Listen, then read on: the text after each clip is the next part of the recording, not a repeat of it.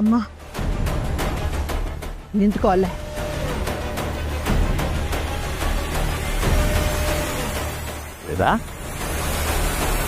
ಬಾ ಮಗಳೇ ಒಳಗೆ. ನಿಂತ್ಕೊಳ್ರಿ. ಯಾವಳ್ರಿ ಮಗಳು? ಯಾಕೆ ಬಂದೆ? ಇನ್ನೆಂತಕ್ ಬಂದಿರ್ತಾಳೆ? ಗಂಡನ ಪರ ವಹಿಸ್ಕೊಂಡು ಮಾತಾಡೋಕ್ ಬಂದಿರ್ತಾಳೆ. ನೀವು ಮಧ್ಯೆ ಬರಬೇಡಿ ಚಿಕ್ಕಮ್ಮ, ನಾನು ಅಮ್ಮನ ಜೊತೆ ಮಾತಾಡಬೇಕು. ಯಾವಳ ನಿನ್ನಮ್ಮ?